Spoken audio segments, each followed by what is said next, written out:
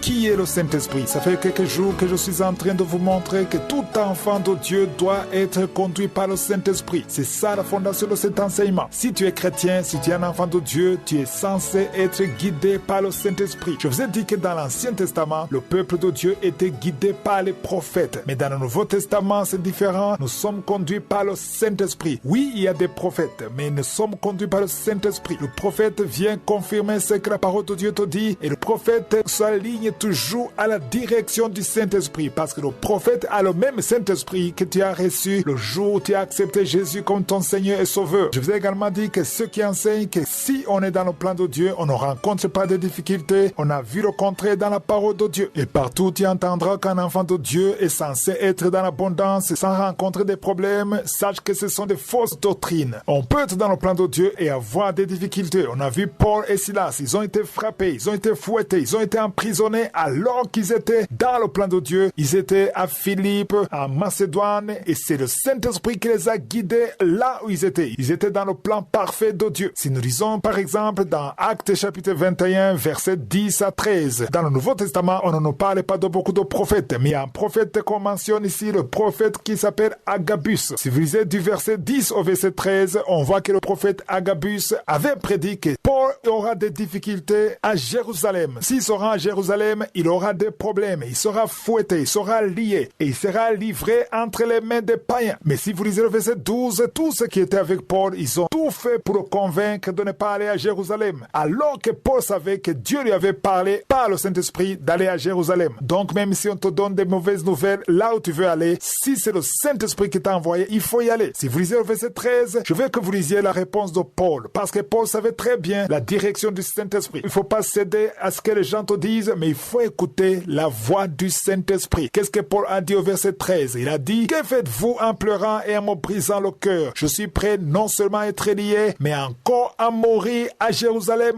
pour le nom de Jésus-Christ. Ça, c'est quelqu'un qui est rempli du Saint-Esprit. Tu ne peux pas dire de telles paroles si tu n'es pas rempli du Saint-Esprit. Une fois qu'on est rempli du Saint-Esprit, on n'a même plus peur de la mort, parce qu'on sait que si on meurt dans le Seigneur. Souvenez-vous de Pierre. Pierre était quelqu'un de très réactif, mais il avait peur de la mort avant d'être rempli du Saint-Esprit. Souvenez-vous qu'il a renié Jésus 3 fois, parce qu'il ne voulait pas être crucifié. Mais une fois qu'il a été rempli du Saint-Esprit, au jour de Pentecôte, souvenez-vous dans Actes chapitre 2, ils étaient tous remplis du Saint-Esprit, y compris Pierre. Et quand il était rempli du Saint-Esprit, la première chose qu'il a fait, il n'avait plus honte de Jésus. Parce que si vous lisez dans Actes chapitre 2, verset 14, alors qu'il était rempli du Saint-Esprit, il est dit: alors Pierre se présenta avec les 11, éleva la voix et leur parla en ces termes: hommes juifs, et vous tous qui séjournez à Jérusalem, sachez ceci et prêtez l'oreille à mes paroles. Qu'est-ce qu'il leur a dit? Il a pris le temps d'expliquer que Jésus qu'ils ont crucifié, c'est le prophète selon la promesse de Dieu. Il n'avait plus peur de témoigner pour Jésus. Si tu es rempli du Saint-Esprit, tu n'auras plus peur de témoigner pour Jésus. Celui qui est rempli du Saint-Esprit ne s'occupe plus de ses propres intérêts, mais il s'occupe des intérêts de Jésus. Voilà pourquoi il faut être rempli du Saint-Esprit. Si tu as peur de parler de Jésus au travail ou à l'école, ça veut dire que tu n'es pas encore rempli. Quand tu es rempli du Saint-Esprit, tu n'auras plus peur. Tu vas témoigner pour Jésus. Lundi prochain, je vais vous montrer combien il y a un grand combat entre la chair et le Saint-Esprit. C'est important de comprendre c'est quoi la chair, parce que la chair a des désirs et l'esprit a des désirs. Mais quand on parle de la chair, beaucoup pensent au corps physique, mais il y a la chair. Je vais vous montrer c'est quoi la chair, parce que l'homme est fait en 3 dimensions. De la même façon que Dieu se manifeste en 3 formes, Dieu le Père, le Fils, le Saint-Esprit, il y a aussi l'homme qui est composé de l'esprit, de l'âme et du corps. Quand on tue quelqu'un et qu'on l'enterre, en fait on enterre le corps, mais personne ne peut tuer l'âme. Il n'y a que Dieu qui peut tuer l'âme. Le fusil ou l'épée ne peut pas tuer l'âme. Le corps humain est corruptible. Si quelqu'un est tué, c'est comme si on force l'âme de sortir de son corps. Ce que tu vois dans le cercueil, c'est juste le corps, mais l'âme n'est pas là. C'est pourquoi dans la première partie, je vous ai demandé de vous repentir pour que l'âme soit sauvée, parce que c'est l'âme qui sera jugée. Et si tu meurs dans le péché, il n'y a plus d'opportunité pour toi pour être sauvé. C'est pour ça qu'il faut agir maintenant. Je vous rappelle que demain, c'est le jour de la prière